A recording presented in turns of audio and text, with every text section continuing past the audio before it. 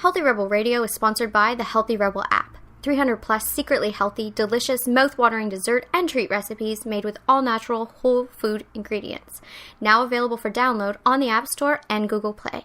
Find out more details at healthyrebel.com.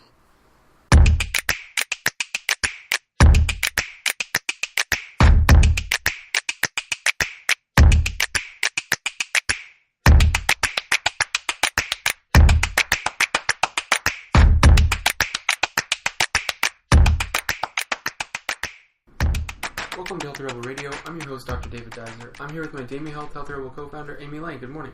Good morning. Just a few quick health and wellness stories to review today. The first one I want to talk about is this new study in the journal Atherosclerosis, and it's about sugar intake and its effect on cardiovascular markers in the long run. It's extremely interesting because it's a study on kids. It's a small study looking at 37 kids between the ages of 8 and 18. But what they did was they made some simple diet changes and over the course of 9 days tracked their heart disease markers, specifically the sticky form of LDL or bad cholesterol, triglycerides, and then some of the apoproteins that are markers for cardiovascular risk. Anyways, all they did was reduce sugar, and after 9 days, they saw statistical significance in the reduction of these markers. These kids were either diagnosed as obese or had metabolic syndrome already. And it only took 9 days to make the change. Wow. It's crazy. I mean, and you'll look at this, I'll post a link, and you'll see the study, and it just shows all they did was they substituted fructose for glucose from starch in many situations. So basically they just added fiber and took out added sugar. Wow. The main change was, and this is only 9 days, added sugars like pastries, sweetened yogurts were substituted for bagels and pizza. Wow. And so it's not even the whole... This is nothing. Dietary sugar ended up being lowered from 28% down to 10%. Mm-hmm. And fructose from 12% to 4% of total calories. So it's still having whole grains and fruit and all that good stuff. Just took out the straight sugar. White sugar added to crap. Exactly. High fructose corn syrup added to things. Yeah. Consuming pastries that are just white sugar. White sugar. Yeah. And kids were still able to eat bagels and pizza and do all the things they wanted to do. Exactly. The point is to reduce these markers, and the markers here we're talking about are not like bad cholesterol versus good cholesterol. They know what they're doing, and they're looking at LDL-C, which is the sticky, which is one of the sticky particles of LDL. Anyhow, they're looking at, and then they're actually looking at markers like these apoproteins, ApoB, ApoE, and how they changed with the diet. It's really important to do that. And triglycerides were lowered in a major way so quickly. Sugar reduction and making sure your added sugars are kept to a minimum is so important for many reasons. So many reasons. And on a superficial level, with my anxiety and moods and hormones, taking sugar, added sugar. I eat lots of fruit, I eat whole grains, but taking all added sugar, including, I only have even maple syrup once in a blue moon. I keep it very, my main source of sugar is dates, and I don't have it every day, obviously, but you must admit there's a dramatic difference between my brain on sugar and then my brain not. Yeah, there really is. And your immune system as well. Well, that's what I mean. The first indicator is once I have sugar, I eat it, it's fine for a couple hours, whatever, but then my anxiety creeps up, and then I literally have a mood swing, which is crazy to witness in a grown adult. Well, because it's so acute.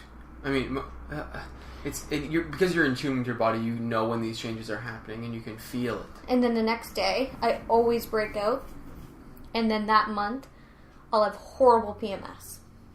And I'm talking cramping, mood swings, breakouts. I was in a situation where I was having acne on the top of my back. It was crazy.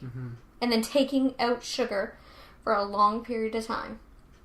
I mean, I did it. It's not a long time. I gave it up forever. but I committed to, okay, this is going to take a long time to get out of my system. But the mood swings were better right away. Right. Yeah, that happened really quickly, and that's important to know because you can see changes so fast. Like for example, this small study was just 9 days, but I mean, if you're someone who suffers from low blood sugar in the afternoon, you can notice a change if you have a higher fiber meal for breakfast and lunch.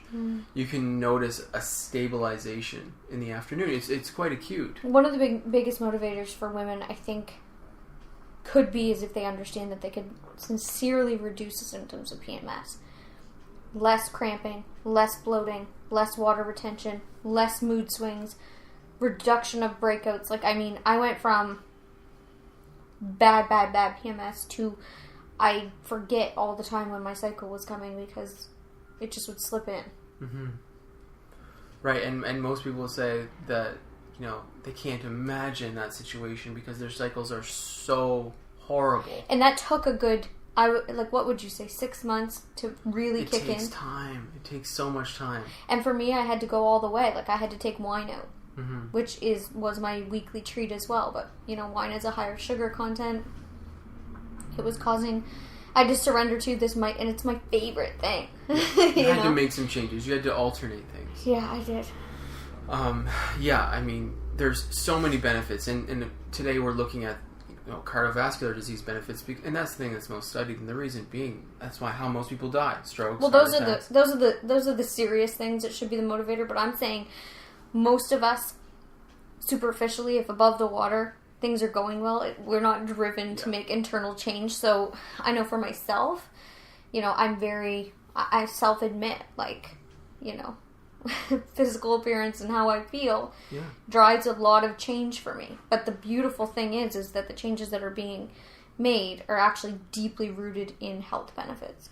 Well, and I think there's an important correlation here as well. A lot of physical things are directly related to your actual overall health. Skin health, mood. It's a thermometer. It really is. It's a warning system. It's like we should be to a place where, like, if you're getting like horrible breakouts or having terrible cramps, oh, this is a red flag. Yeah, something's happening here. This is not optimal. Be grateful. Thank you, body, for letting me know before something horrible happens. I'm going to use this as a roadmap to change. Definitely. I mean, our bodies are amazing. Oh, well, I mean, and this is the reason you get symptoms. You're exactly right. It's a warning sign. Something's going on here. Yeah. You know, we do a lot of hormone health in my practice. We talk a lot about cycles, and we talk a lot about clotting, cramping, and severe pain, severe situations, severe mood swings. And my gosh, it's so many people, and the solutions are not that difficult. They're not. I mean, you have to surrender. Everyone's a little different, so I'm not naive to the sense that, you know, these things take a lot of time, and you have to be very specific about what you do. So if you work with someone who knows what they're doing, but these things can be improved. Yeah, you have to stay committed. You have to want to feel good more than you want, like, wine. And, like, I'm not saying you can't drink alcohol. I switched out my alcohol. I was like a bad kid. I was like, no, I'm gonna still have my wine every couple of weeks. Not wine. I'm gonna have drinks because that's what I enjoyed. Right. So we found something that I could switch it out for. Yeah, exactly. You just find an alternative. When it comes to high sugar diets, we know that they cause weight gain. Yes. We know that they cause mood swings. They affect your energy systems. Cravings. They lead to those high lows where you crave more crap. It is a cycle. Oh, it really is, and it has to do with growth factor release. It has to do with gut bacteria as well. There's so many possible mechanisms for those cravings. Well, and your body's saying, you jack your body full of sugar, so your body's like, yes, fuel. And then your body uses that sugar right up, and then all of a sudden it comes up to the point, and then it's like, okay, there's no more energy to be used, but also I got no nutrients. So you crave more sugar again. Because you're not giving it substance. Not giving it things to heal its cells, to, you know, do the things where we need to function. Well, you're not giving it a slow burn of sugar as well. Yeah. So let's say, okay, so we've got obesity. You know, high sugar diets lead to type 2 diabetes. Basically, you can burn out your pancreas if you're just consuming too much sugar because you have to rely on having heavy insulin release constantly. these things happen. The tissues become more sensitive. Less sensitive. It's a real cycle. It creates chronic health problems. So how do we slow down our sugar intake? What do we do? What are the steps? I mean, let's say you're someone who has a pastry every day. That's like your mid-morning snack. Or, the yogurt that you really like is the first ingredient is sugar. But you also crave it. Like you need that pastry. You quit. You quit. So you're a huge fan of cold turkey, and I think everyone probably knows that by now. Because you are so insanely good at it. But what about for the rest of us who are not good at it? Right, but what if you guys just started telling yourselves that you are good at it? What if the secret is self-affirmation? What if the secret is that I just told myself I was great at quitting, and then I just did it? What if that was the secret? Yeah, I mean, I'm into it. Don't get me wrong. I'm into it. But there's got to be some... I mean, we've done... I mean, if you go to our website, you can see the sugar detox, 3-day cleanse, basically teaching you some healthy habits around reducing your sugar consumption. I mean, yeah, I if you're going to do it, I mean, the sugar detox is great, and it was there before everyone on the internet did it. I could say that with confidence. But... it was number 1 in Google if you put in sugar detox for many years, and then Dr. Oz did it. Dr. Oz took that over. Son of a... Yeah. No. Anyway, but since then I've obviously changed and I've evolved. And if you're really looking to cut sugar and do a cleanse, the 21-day vegan.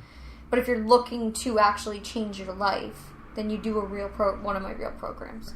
And those are cleanses within the first 4 weeks, whether you realize it or not. Well, exactly. If you have to make such big lifestyle changes, for some people, it's a lot. But, yeah, if you know there's a certain food, like if you're buying like a chocolate bar, if you're buying like a donut or a whatever, one of those sugar-laden muffins, whatever, just decide that you're not going to do it for a week. Bring other foods. Yeah. We're all capable of bringing food. At first you'll get resistance and be like, I don't have time. Well, if you don't have time to put a banana or an apple in your purse, we've got problems. Oh, absolutely. And the good thing about these guys, I mean, for me, it's tropical fruit because it's a nice alternative. There's some other benefits to it. There's lots of water. There's good fiber.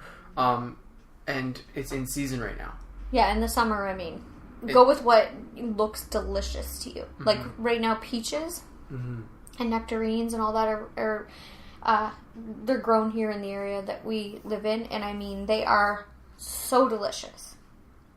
Yeah, they're incredible. Cherries, really satisfying. Blueberries, all the berries, and so many benefits.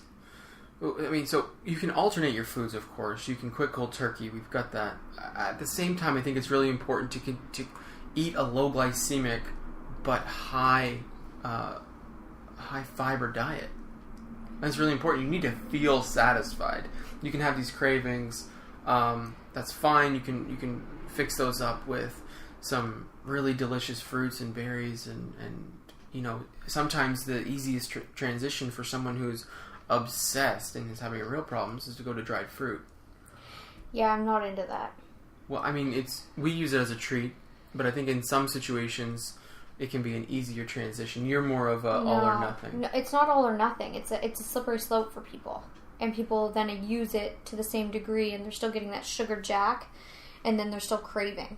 You're not breaking the cycle. Like, I like breaking the cycle. That's true. Like, I smash the wheel when I create change. So that my brain goes on a totally different loop. So that I can reset. Yeah, you are. You're not the type of person who can have a square of dark chocolate every day. No.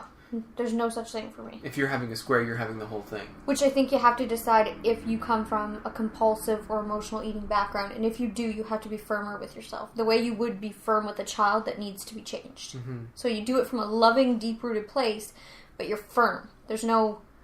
You can't. You're hurting yourself. Right. You have to get out in front of yourself and prevent those things. The way you're firm about what you bring into your home, you have to be have the same type of discipline when you walk into the coffee shop. 100%.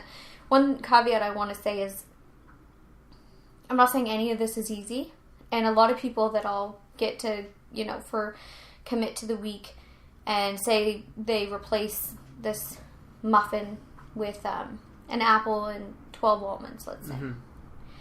they'll email me day 1, day 2, day 3 and say, well, but I'm not satisfied after I eat these things. Well, yeah, because your body's saying, girl, go get that sugar. Yeah, I'm used to 100 grams. Girl, we need that chocolate. We need that sugar, whatever. So don't trick yourself and think that, like, you're automatically going to feel great just making that one change. You have to push past the cravings. You have to heal that pattern. Mm-hmm. And that can take a week to 21 days. It will reset. But don't be so self-coddling that you're unwilling to feel comfortable. Mm-hmm. Or uncomfortable for a little bit. Right. It's the same thing with energy systems. I mean, a lot of people, are so fatigued that they can't do what they need to do in terms of exercise. Well, sometimes we tell ourselves that we're past the point when we're really not. Mm-hmm. This is just a normal state of low energy. Often the workout can be helpful to raise the energy. And the other thing is, too, if you're really altering your life, mm-hmm. it's normal to go through a phase where you're going to feel a little more tired. Your body is cleaning itself. It takes a little more energy away from the rest of the world to go internal and fix what has been done here. Right. So don't over-coddle. Surrender to that it may be a little uncomfortable for a bit. But understand there is light at the end of the tunnel and it is way better than where you started. It's worth it. Yeah, in essence. I mean, and a lot of times when we have this sugar discussion, we're talking prevention. But like we said at the very start of the show, these changes can happen within the day, mm-hmm. within the week. Mm-hmm. You can see marker changes in 9 days. My gosh, you can see energy changes like tomorrow. You can see your body release water and junk it's been hanging on to within 2 weeks. Yeah. Your immune system can come back online. You can heal quicker. I mean, so like for me, for both of us, I should say, with the immune system it can be so sensitive to sugar. It's crazy, and we see results of poor detox from in the skin, in bowel changes, all of these. Well, and that's something that I don't feel like the masses are awake to. Like with you, if you have a lot of added sugar, like a white cake or something, like white cake, within that week you start to have allergy symptoms to things like pollen. Mm-hmm. And people can't connect that. Like, you will have an autoimmune reaction to other things because you've suppressed your immune system with this junk, so your body's busy processing that. You no longer have a healthy immune system to deal with the things that you may be more sensitive to, where you've gone years without allergies. Yeah, I know. An allergic sensitivity. Absolutely. And then also more risk of bacterial infections. Mm-hmm. I had frequent infections, frequent colds as a child and as a young adult. Mm-hmm. And then when I made these changes, I started to notice around holidays when these foods would come back in that I would get sick again. I know. And that's the thing that people think that, the cold weather, holidays, everyone gets sick. Everyone gets sick after Thanksgiving. Everyone gets sick after Christmas. Everyone gets sick in the New Year. No. It's what we're doing to our systems during those times because we've correlated these times so heavily with junk. Yeah. Heavy dairy, heavy sugar, heavy alcohol, heavy processed crap. And we think, well, it's the holidays. Yeah.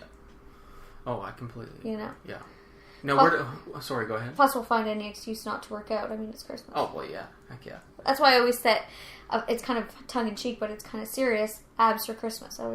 Yes, abs for Christmas. I always set that for myself because it keeps me on track. Mm-hmm. It's a nice gift. Right. You're looking for that wrapped up abs. Yeah. Yeah. So, where else can we look out for this kind of thing? I mean, we talked about making good decisions in the moment, but we have to really watch our packaged foods. I mean, if there's foods that you need to consume as part of your current lifestyle that are packaged, you have to watch for things that are high sugar. We have to watch for added sugars, whether it comes to beverages or whether it comes to, like in this example, it was yogurt. That's a really common one. We were at the grocery store yesterday and we were looking at the yogurt section. Oh my gosh, there was like 100 different types of yogurt. And how many of them were unsweetened? But then unsweetened a lot of the times, David, means aspartame. Yeah. And I just don't want anyone eating any of it. No. But that's a whole nother fight. Me as well. So boxed foods is probably like the worst. And then when it comes to glycemic index, I'm not sure if everyone is familiar with this, but it breaks down foods, whether they have a high sugar load on the body or a low sugar load on the body. How your body responds in ratio to to the amount of fiber. Exactly. So it's important to be consuming low glycemic foods as much as possible. Anyhow, I think it's really it's an important conversation to continue to have, and light will be brought to this. Obviously, it has been for the last 20 years when fat-free became popular. Yeah, and it's not about swinging the whole other way and then being like, okay, sugar is bad and brown rice is bad good. and sweet potatoes are evil. And I mean, no. The worst is when it comes to fruit. Fruit and these complex carbs you're speaking of, these are all so incredibly good for you. These are not what we're speaking of today. We're talking about added sugars and white flour. And I will say as the other caveat, I've done the high protein diets and cut out fruit, and I thought fruit was bad, and cut out all my healthy carbs. I was never as lean as I was before I got pregnant, which is a lot of fruit, a lot of healthy carbs, just nourishment. B, I had the symptoms still, the hormonal uncomfortable symptoms, that type of stuff. My digestion wasn't as good. My anxiety was still quite high, and my skin wasn't as taut. And things like my breast tissue was less. I was, before I got pregnant, for instance, I was leaner than I was back then, but my breast tissue was more voluminous. So there's something healthy and normal going on here. Right. My waist was tinier, but my boobs were more full. Yeah, my gosh. I mean, whether that's what part of your healthy lifestyle it's related to, or if it's just the whole complex. It's the whole thing, but, yeah. I'm just saying, I just don't think cutting out... No, do not cut out carbs. That's the opposite of what we're saying. Aside from brain function and, if you want to feel good for a workout and you want to be able to live your life, do not cut carbs out. It's a lie. No, I completely agree. That's it for today. That's Healthy Rebel Radio. Thank you so much for listening, and have a great weekend. See you.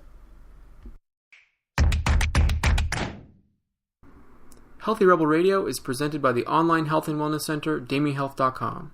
Since 2009, Amy Lane has successfully coached thousands of women through her signature program, the Bikini Body Program. Join today to work exclusively with Amy to unveil your greatest yet to be from the inside out. Go to DamieHealth.com for more information.